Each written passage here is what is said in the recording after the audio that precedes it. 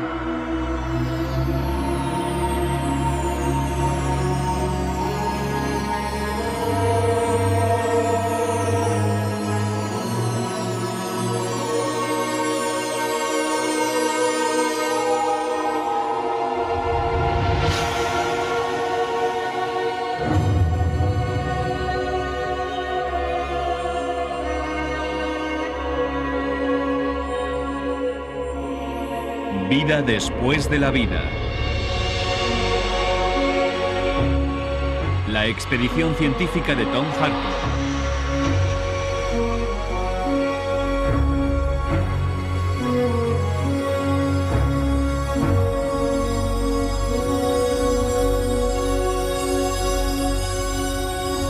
La reencarnación.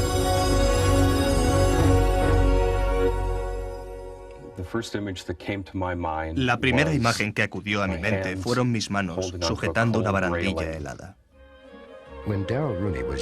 Cuando Darryl Rooney era joven, estaba inexplicablemente fascinado por el hundimiento del Titanic. Años después, durante una regresión hipnótica con Betty Binder, recordó su vida pasada que acabó a bordo del desgraciado crucero. Recordó de manera espontánea el nombre de otros miembros de la tripulación que luego logró verificar con unas viejas listas. Se negaba a relatar sus recuerdos, pero dada la seriedad de nuestra investigación, permitió que le entrevistáramos. Me encontraba en la cubierta de popa o algo así. Y vi una serie de objetos vagos en la distancia. Eran los botes salvavidas. Vi que los pescantes estaban vacíos y los botes salvavidas fuera, y que tenía ante mí mi propio destino. Los botes se habían marchado, y yo me hundía con el barco. Es un recuerdo terrorífico. Me estremezco solo con recordarlo.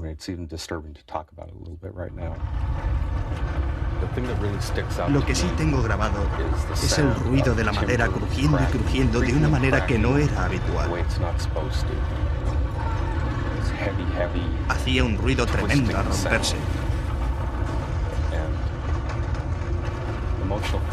Me encontraba rodeado de confusión. Todo estaba patas arriba, el agua me azotaba. Me quedé enredado en las cuerdas. Debió ser el momento en que el barco se rompe y se va a pique. Tenía la sensación de que era el casco del barco con las compuertas. Después me sumergí en la oscuridad del frío océano. Recuerdo todas esas emociones. Fue un momento verdaderamente aterrador.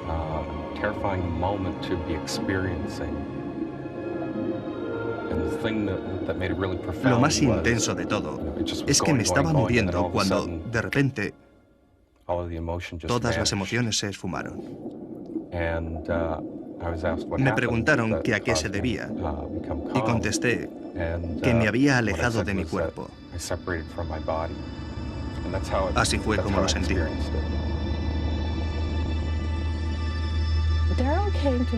Darryl vino a verme porque tenía miedo de estar en alta mar. No le asustaban las orillas. Le pregunté que qué era lo que le asustaba y me respondió que hundirse en pleno océano y que le devoraran los tiburones. Pensó que a mí me extrañaría, pero no fue así. Se alegró mucho al ver que aceptaba naturalmente sus miedos.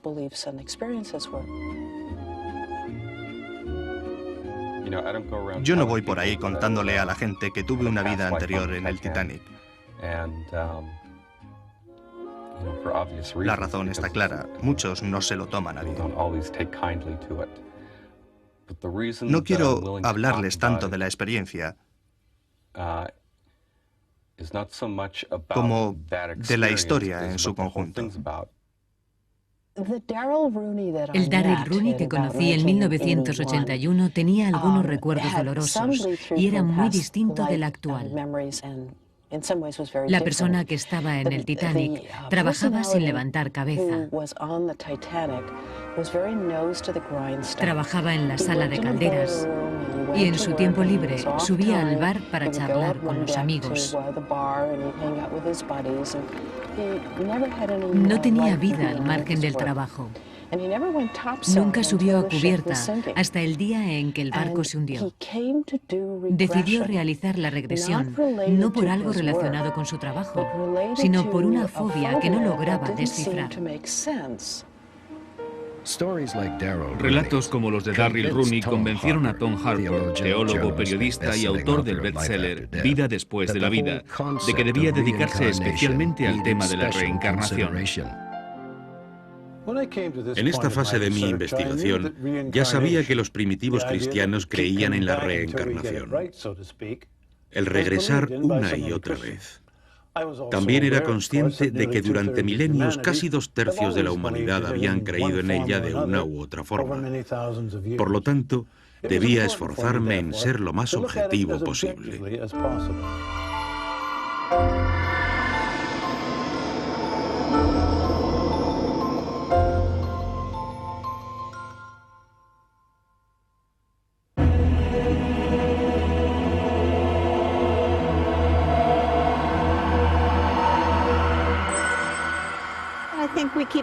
Volvemos una y otra vez para aprender nuevas enseñanzas. La vida es nuestro paso por una escuela, el sufrimiento número 103. En la Tierra hay demasiadas personas para que todas vayan al cielo. El cielo estaría abarrotado. Por eso creo que las personas se reencarnan.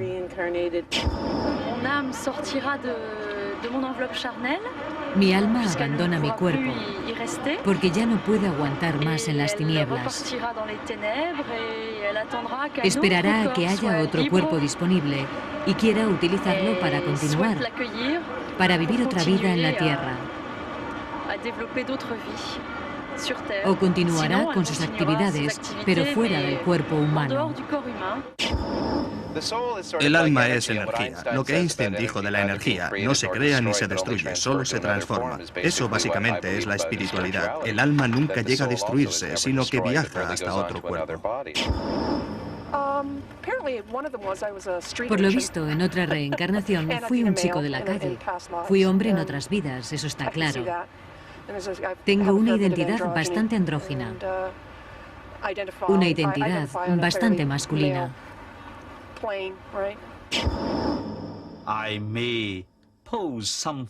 Voy a plantear algo que puede llegar a inquietar a los creyentes o a los que piensan que solo existe una única vida.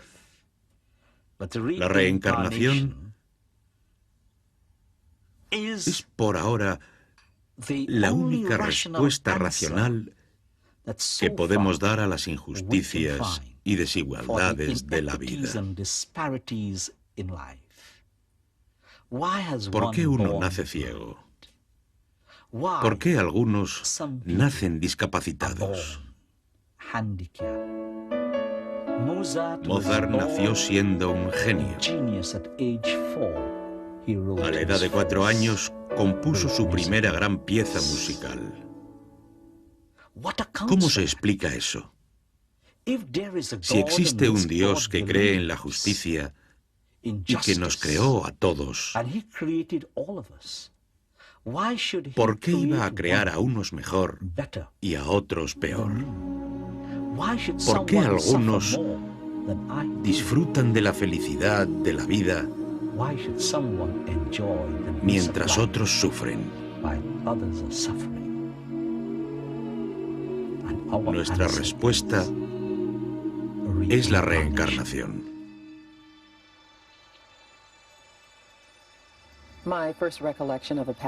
Mi primer recuerdo de una vida pasada fue a través de una mediadora.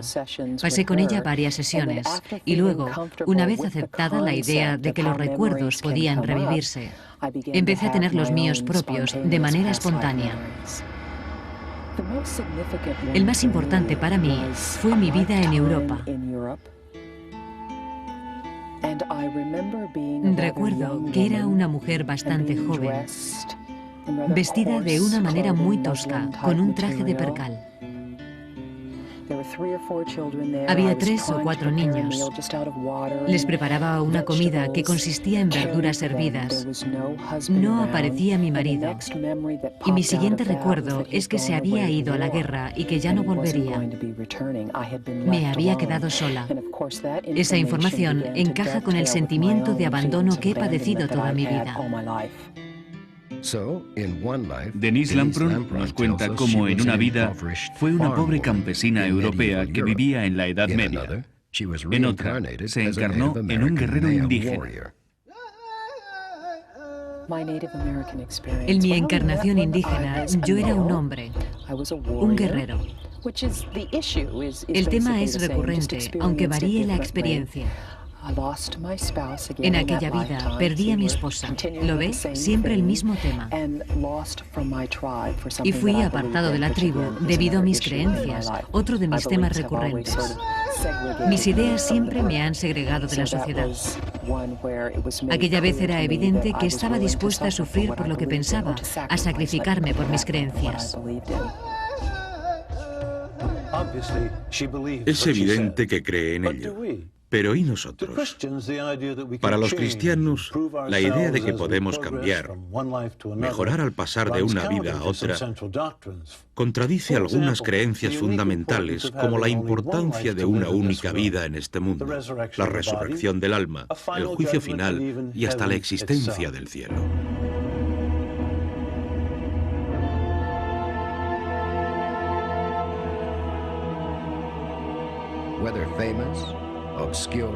Hay un sorprendente número de personas de toda creencia y condición que afirman haber vivido otras vidas anteriores.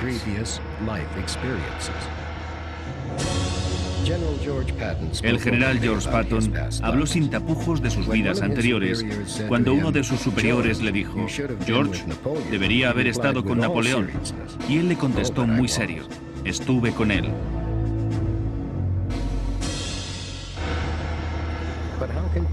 ¿Cómo asegurarnos de que hemos vivido anteriormente? ¿Cómo se produce el proceso? Actualmente, con la ayuda de un mediador. Betty Binder es la presidenta de la Asociación de Terapia e Investigación de la Vida Anterior. Encuentro que hay un creciente interés por las regresiones a una vida pasada, por recordar nuestras vidas pasadas y utilizar la información para mejorar nuestra vida presente y lo que llamamos experiencias psíquicas y capacidad de meditación. En parte se debe a la búsqueda de métodos curativos alternativos y en parte a que las personas empiezan a recordar su vida pasada o retazos de ella y buscan una explicación. También se debe a que existe una tremenda curiosidad al respecto.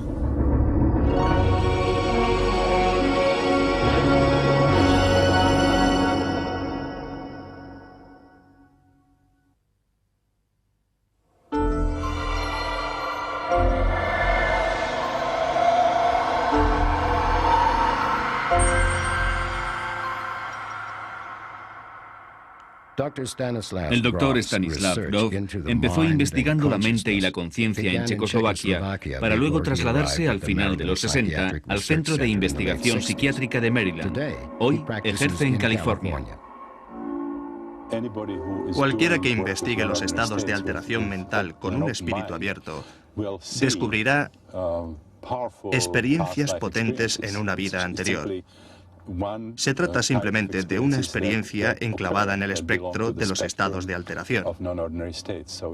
Encuentras personas con experiencias en siglos pasados, en otros países y cosas así, con recuerdos personales. No se limitan a la experiencia, es algo más personal. Yo fui esa persona. No es la primera vez que me ocurre. Las personas encuentran muchos vínculos con su vida presente y eso produce un efecto curativo. Se trata de simples observaciones. Interpretar esas observaciones como la supervivencia del consciente es una de las distintas teorías y muy buena. Sin duda, mucho mejor que la tradicional en psiquiatría, y que consiste en descartar la observación por absurda. Opino que la idea de la reencarnación es incoherente. Superficialmente es atractiva. Tiene que ver con el sufrimiento. ¿Por qué mi vida es tan desgraciada? Porque hice algo malo en el pasado. ¿Por qué me asusta la altura? Porque me ocurrió algo en mi vida pasada. Pero si se analiza seriamente, ¿qué es lo que se reencarna? Para que la reencarnación personal, tenga algún sentido, tiene que existir un alma, o un espíritu, o un yo, algo que tenga recuerdos. Nada de esto tendría sentido si no podemos traspasar nuestros recuerdos de una vida a la siguiente. Y es evidente que no podemos, así que me cuesta muchísimo creer que exista la reencarnación en su sentido más literal, la reencarnación personal. Así que cuando leo testimonios de niños en la India que al parecer recuerdan vidas pasadas, no consigo explicármelo. En gran medida, si fuera cierto, podría interpretarse como telepatía, clarividencia, si uno cree en ellas. Sea como fuere, las pruebas que existen de regresiones hipnóticas al pasado siguen sin convencerme. Ninguna ha conseguido convencerme de que existe una continuidad de una vida a otra. Pero otros investigadores contestarían a la doctora Blackmore señalándole pruebas sobre la reencarnación. El doctor Joel Wheaton, psiquiatra, catedrático de la Universidad de Toronto y autor de La vida entre la vida, aborda la cuestión.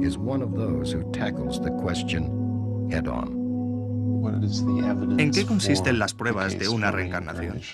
Ian Stevenson, junto a otros minuciosos investigadores, han documentado metódicamente los recuerdos para luego verificar su precisión. Por ejemplo, un niño puede recordar ser tal o tal persona en tal o tal pueblo. Vivió allí, en una dirección, se casó con tal persona. Ian y sus colaboradores entrevistan a la persona, toman apuntes y se presentan en el lugar. Ian Stevenson tiene más de 2000 casos. Lo interesante es que nadie ha encontrado un fallo en sus investigaciones.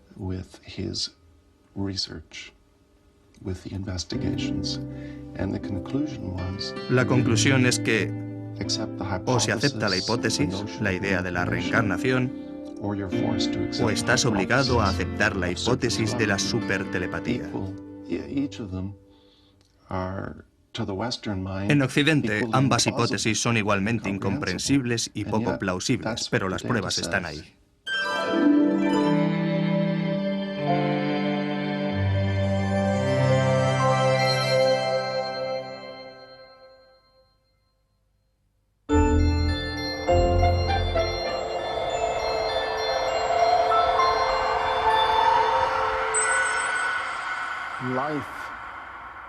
La vida es un viaje interminable. Los seres humanos somos viajeros. Esto es el samsara budista, o rueda de la vida. Representa el ciclo vital, la continua existencia, la sucesión de nacimientos, de existencias distintas.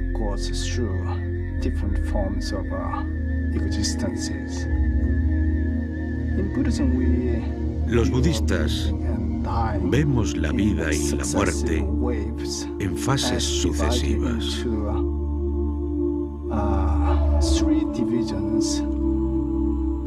Hay 3 estadios: la vida presente, la vida futura y un estadio intermedio o bardo que se sitúa entre la vida presente y la futura. En otras palabras, es importante entender que para los budistas la vida y la muerte no son meros sucesos. La rueda de la vida suscita muchas cuestiones interesantes. ¿Retenemos en nuestra vida actual algún aspecto característico de nuestra existencia anterior? ¿Podemos elegir nuestra próxima reencarnación? Y quizá la más interesante de todas, si hemos vivido anteriormente, ¿por qué no nos acordamos? Existen varias respuestas. Una podría ser que no hemos vivido anteriormente. Quizás sea esta nuestra primera reencarnación. Es una posibilidad. Existe otra. Una persona que lleva tanto tiempo sin reencarnarse que no puede recordar. No puede relacionarse con una existencia prehistórica. Los niños suelen recordar. A mí me ha ocurrido, y a muchas personas familiarizadas con la reencarnación, que hablas con un niño de 3 o 4 años que ya puede expresarse y comprender lo que le dices. Y muchos pueden decirte simplemente: me llamaba Ethel y trabajaba en una granja. Estaba casada con Sam y creo que tuve 4 hijos.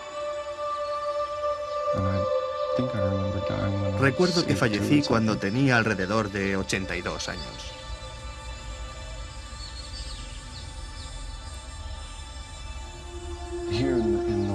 En Occidente, parece ser que cuando un niño empieza a ir al colegio, esos recuerdos se reprimen o desaparecen del consciente. Y luego de adulto, con 20 o 30 años, hay que esforzarse por intentar recordar. Somos más que nuestros meros cuerpos.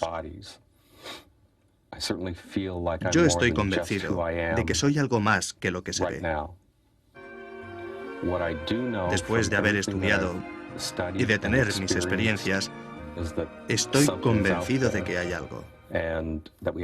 Tenemos acceso a otras conciencias aparte de la propia. Es demasiado tiempo para un único punto de vista, lo que explica que exista la reencarnación. La reencarnación es un tema muy amplio, complicado y difícil de resumir. Para serle sincero, las pruebas me intrigan, pero siguen sin convencerme.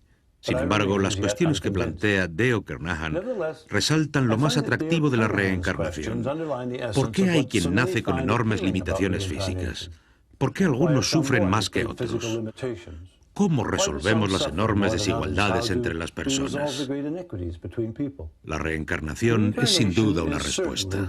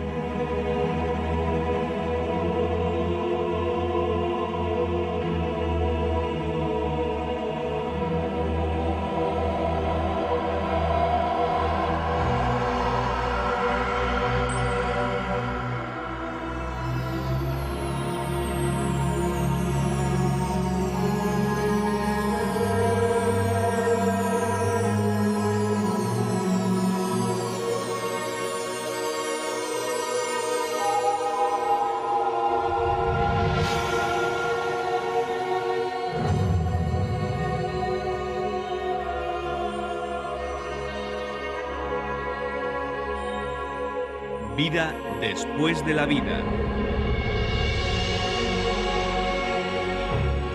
La expedición científica de Tom Harper.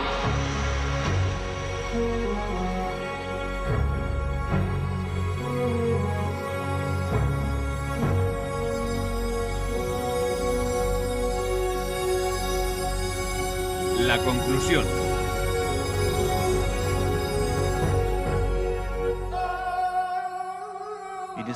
Cuentan que un amigo del profeta Salomón se encontró con el ángel de la muerte un día que paseaba por las calles de Jerusalén. El ángel de la muerte estaba muy enojado con él. Entonces se presentó ante el profeta Salomón y enseguida le solicitó ser trasladado a un lugar más seguro. Así que el profeta le envió a la India. Al cabo de un tiempo, Salomón se encuentra con el ángel de la muerte y le pregunta: ¿por qué asustaste a mi buen amigo? El ángel de la muerte responde: no le asusté, pero al verle me sorprendí, porque en mi libro está escrito que debía llevármele en la India. No entendía qué hacía en Jerusalén.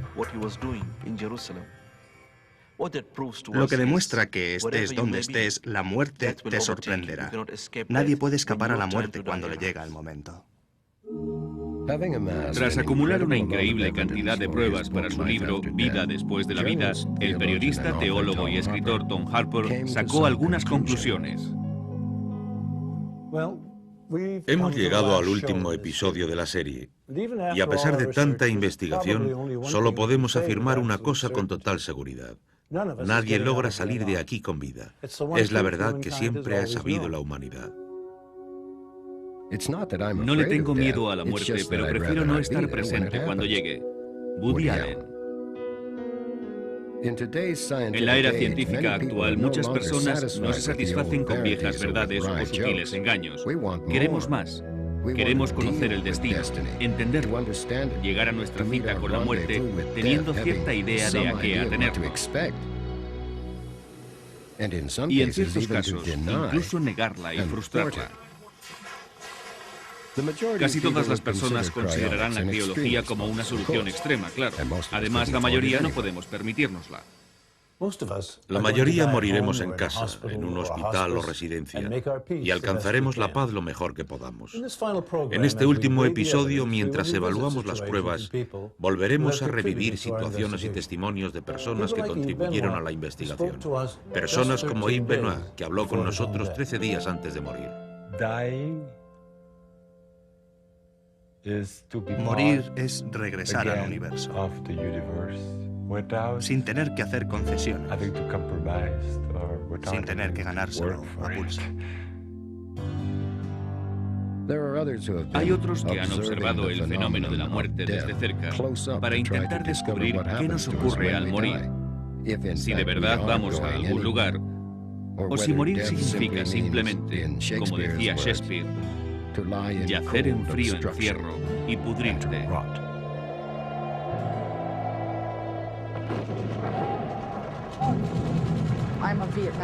Soy veterana de Vietnam y enfermera. Es probable que haya visto más moribundos jóvenes que una persona normal.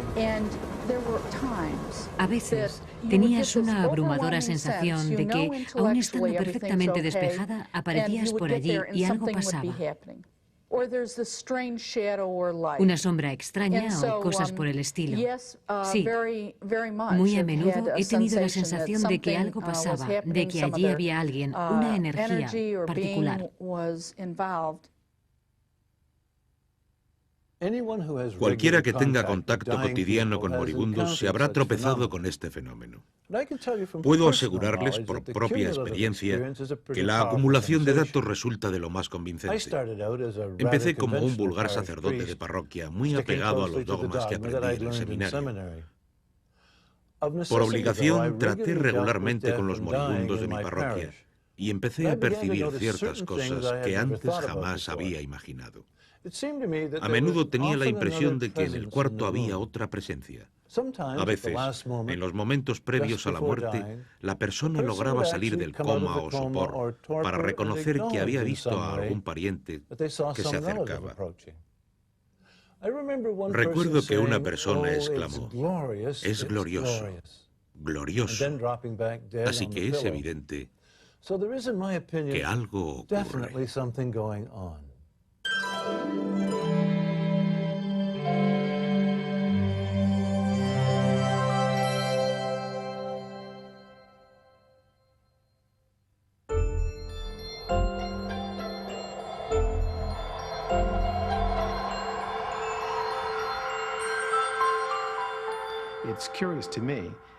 Resulta curioso que en las experiencias en el umbral de la muerte, muchas personas, y esto es un fenómeno universal, los parientes que ya han fallecido suelen salir a recibir a la persona.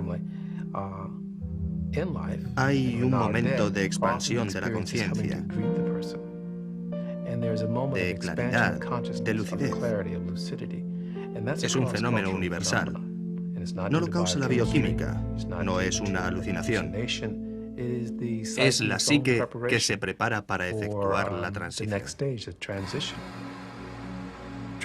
Para efectuar la transición. Esa es la clave del asunto. ¿Acaso la muerte es la transición y no el fin? Aquellos que murieron no pueden contarnos nada, pero los que estuvieron en el umbral de la muerte sí. Hay miles de personas normales que tuvieron experiencias en el umbral de la muerte. Su testimonio sobre lo sucedido en el momento de la muerte resulta de crucial importancia. Hay una abrumadora cantidad de personas con experiencias similares. ¿Recuerdan las estadísticas al respecto? 8 millones de americanos afirman haber tenido una experiencia en el umbral de la muerte.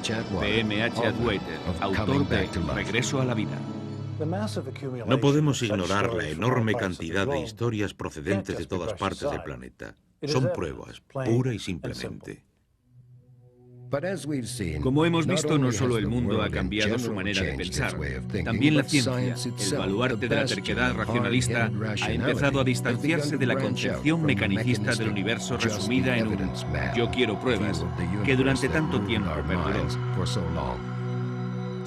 Algunos científicos han empezado a examinar la experiencia en el umbral de la muerte preguntándose ¿son meras alucinaciones o la interrupción de un viaje a algún lugar? La física admite su posibilidad y proporciona un marco que sería plausible.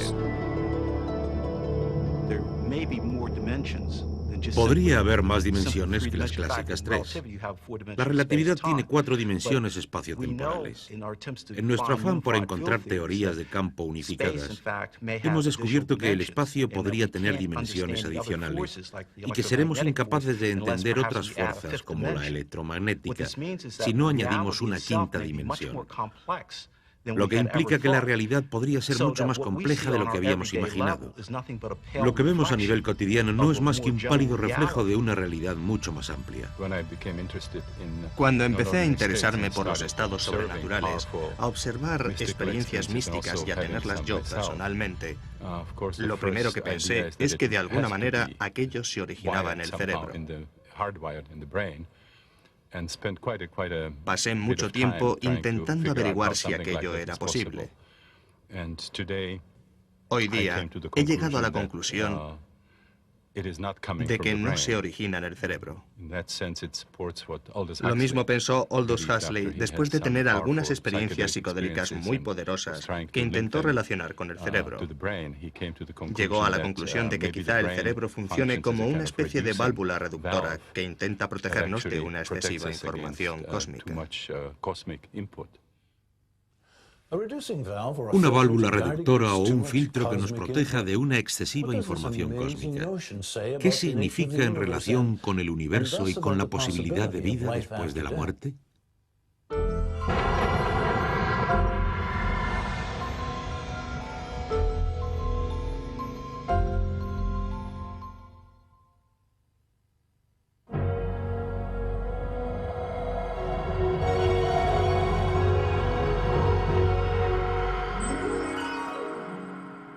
Ahora que estamos revisando testimonios, les pido que recuerden al Dr. Melvin Morse, un pediatra que pasó mucho tiempo estudiando a los niños con experiencias en el umbral de la muerte.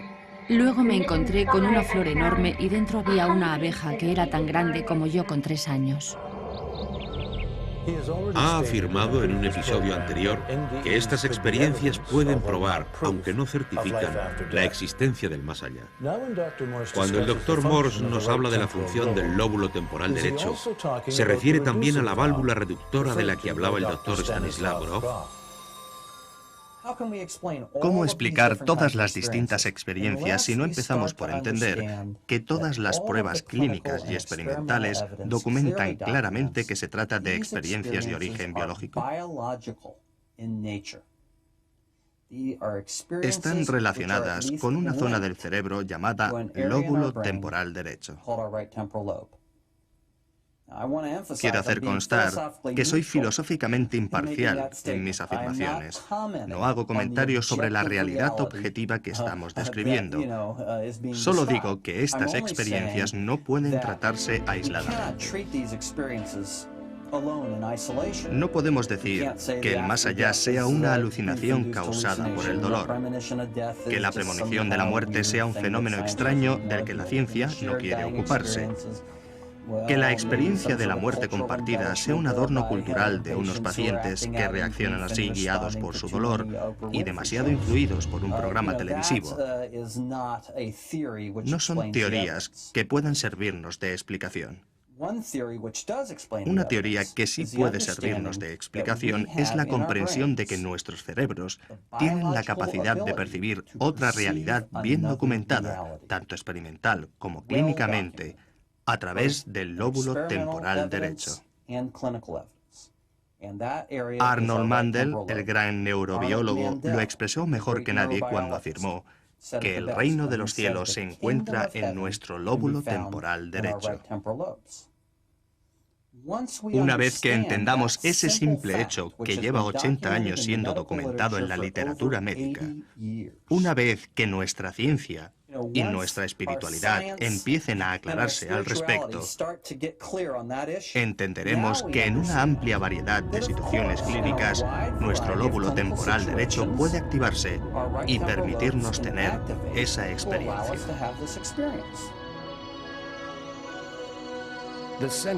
La principal defensa de la naturaleza espiritual de estas experiencias es el impresionante efecto que suelen causar en las personas que las tuvieron. Es como si me hubieran alzado en el bosque para enseñarme los árboles. Es otra perspectiva. Es como si me encontrara menos protegida, por así decirlo. Tengo un punto de vista completamente diverso. Sí, es cierto que veo las cosas de forma diferente, pero no porque sean distintas, porque yo soy diferente. Me siento muy atraída por la meditación, por el yoga.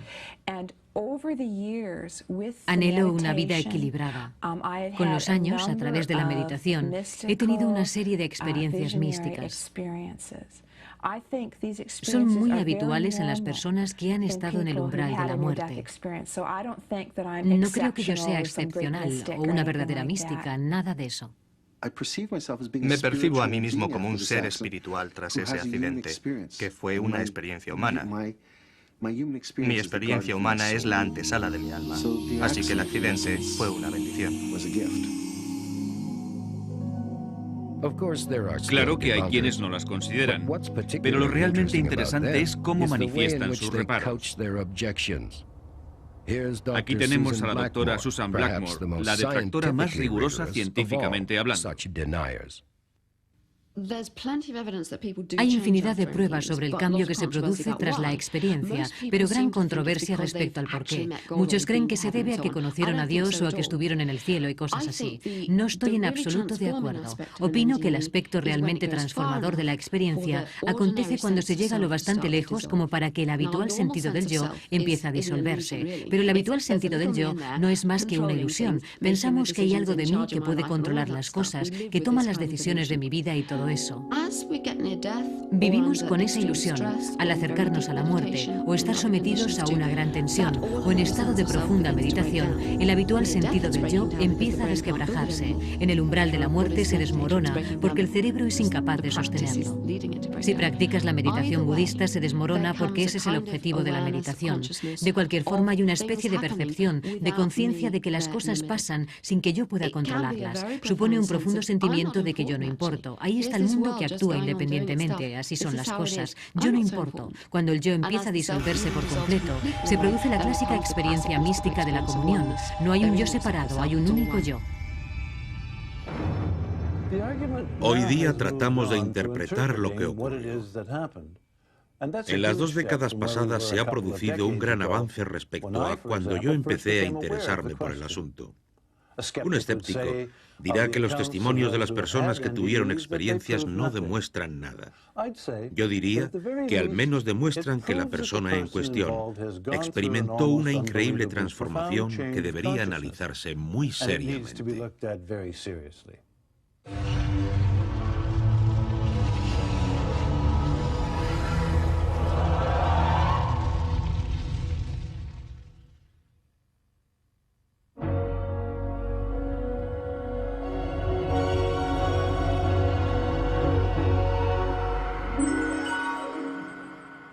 En esta serie hemos pretendido mostrarles que hay otros caminos de investigación además del testimonio personal. Al menos hemos analizado el enfoque psicoanalítico que abre nuevas vías sobre la posibilidad de otra vida después de la muerte.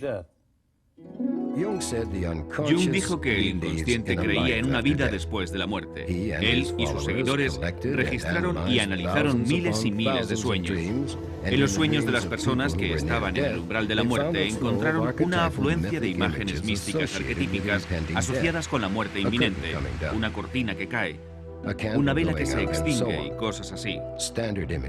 Imágenes clásicas en todas partes del mundo, a veces de naturaleza religiosa, lo que no es sorprendente. Después de todo, soñamos con imágenes reconocibles. Pero ahí está la clave del asunto. Según Jung, las imágenes también eran una demostración de que el inconsciente creía que la vida, de alguna manera, continuaba tras la muerte de la persona. Cory Bellard murió de leucemia con 9 años. La asistente social con quien habló antes de morir recuerda algunos de sus extraordinarios sueños. En sus sueños atravesaba un arco iris y llegaba a un lugar agradable y encantador que llamó Tierra del Verano. Allí había un castillo de cristal y estaban otros niños que había conocido durante su tratamiento contra el cáncer. Le encantaba ir a la Tierra del Verano y cada vez pasaban más y más tiempo en esos sueños, hasta que percibió que su familia estaba preparada emocionalmente para aceptar su decisión de marcharse definitivamente. Con gran determinación se lo anunció a los médicos. Dijo: estoy listo para morir, no quiero pasar por más tratamientos. Ellos aceptaron, le mandaron a casa y murió en brazos de su mamá el día de la madre.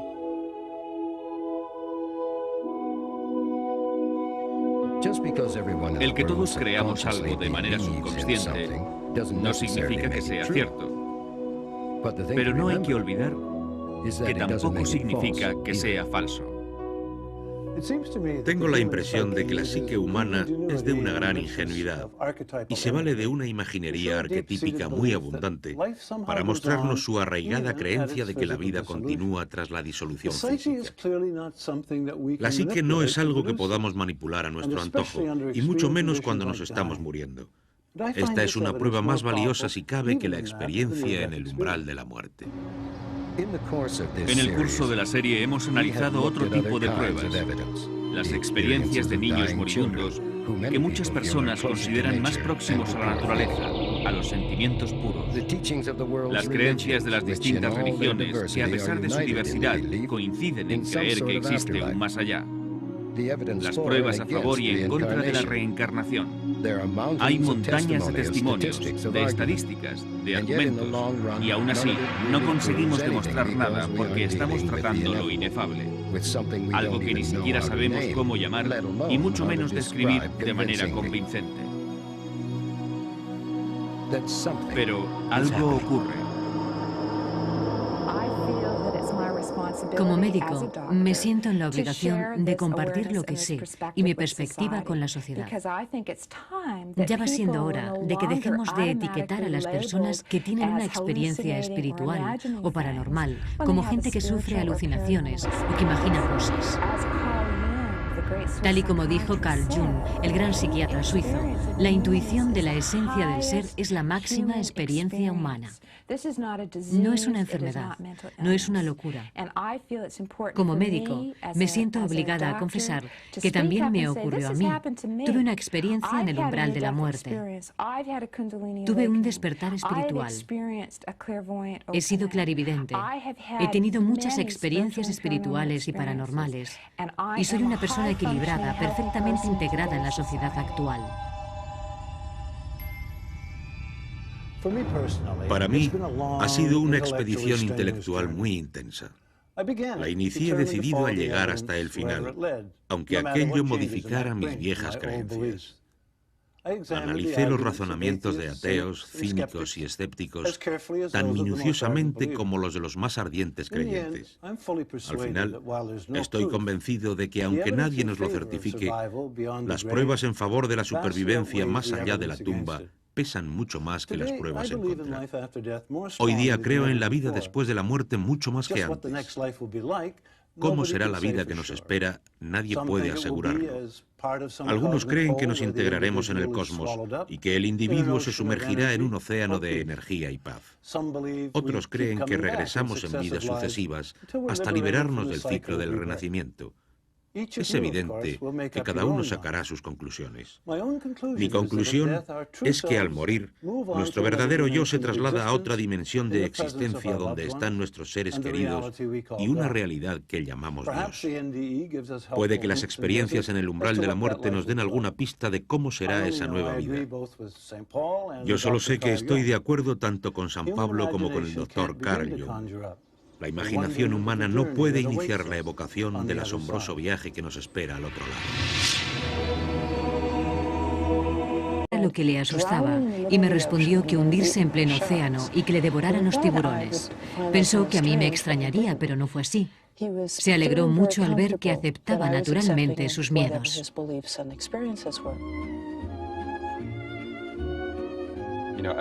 Yo no voy por ahí contándole a la gente que tuve una vida anterior en el Titanic. La razón está clara, muchos no se lo toman a bien. No quiero hablarles tanto de la experiencia como de la historia en su conjunto.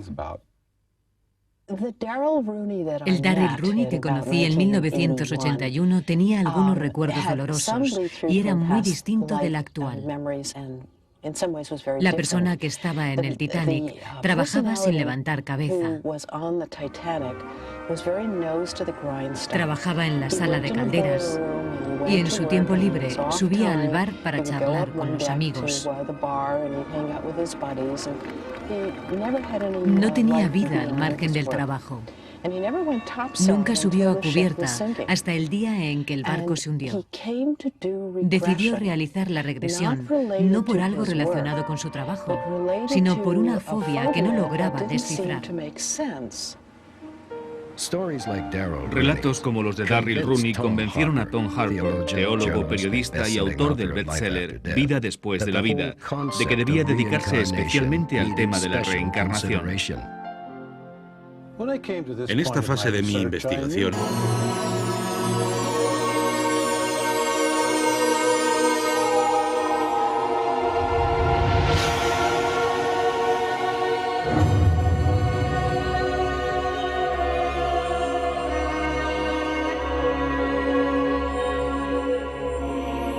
Vida después de la vida. La expedición científica de Tom Harper.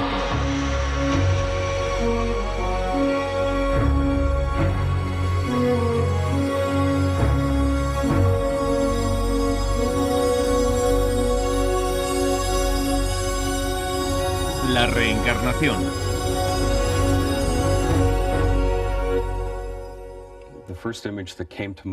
La primera imagen que acudió a mi mente fueron mis manos sujetando una barandilla helada. Cuando Darryl Rooney era joven, estaba inexplicablemente fascinado por el hundimiento del Titanic. Años después, durante una regresión hipnótica con Betty Binder, recordó su vida pasada que acabó a bordo del desgraciado crucero. Recordó de manera espontánea el nombre de otros miembros de la tripulación que luego logró verificar con unas viejas listas. Se negaba a relatar sus recuerdos, pero dada la seriedad de nuestra investigación, permitió que le entrevistáramos. Me encontraba en la cubierta de popa o algo así. Y vi una serie de objetos vagos en la distancia. Eran los botes salvavidas. Vi que los pescantes estaban vacíos y los botes salvavidas. Ya sabía que los primitivos cristianos creían en la reencarnación, el regresar una y otra vez. También era consciente de que durante milenios casi 2/3 de la humanidad habían creído en ella de una u otra forma. Por lo tanto, debía esforzarme en ser lo más objetivo posible.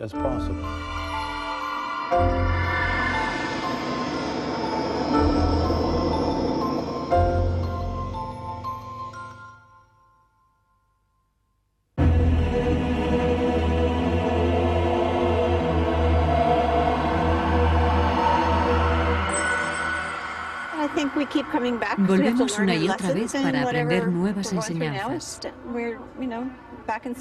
La vida es nuestro paso por una escuela, el sufrimiento número 103.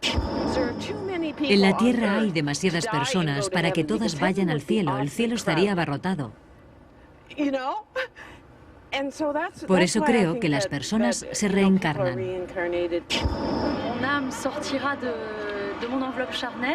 Mi alma abandona mi cuerpo porque ya no puede aguantar más en las tinieblas. Esperará a que haya otro cuerpo disponible y quiera utilizarlo para continuar, para vivir otra vida en la Tierra. O continuará con sus actividades, pero fuera del cuerpo humano. El alma es energía. Lo que Einstein dijo de la energía, no se crea ni se destruye, solo se transforma. Eso básicamente es la espiritualidad. El alma nunca llega a destruirse afuera. Y que tenía ante mí mi propio destino. Los botes se habían marchado y yo me hundía con el barco. Es un recuerdo terrorífico. Me estremezco solo con recordarlo.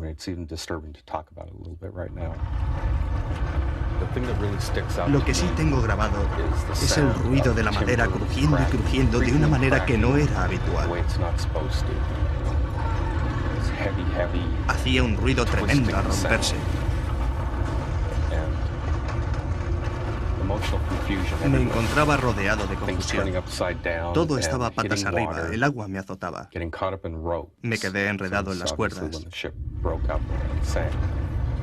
Debió ser el momento en que el barco se rompe y se va a pique. Tenía la sensación de que era el casco del barco con las compuertas. Después me sumergí en la oscuridad del frío océano. Recuerdo todas esas emociones. Fue un momento verdaderamente aterrador.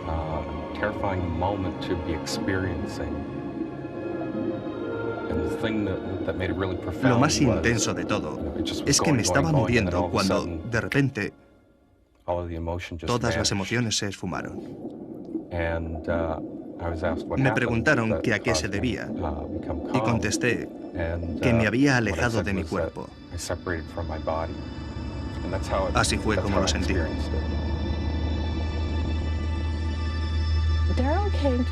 Darryl vino a verme porque tenía miedo de estar en alta mar. No le asustaban las orillas. Le pregunté que qué era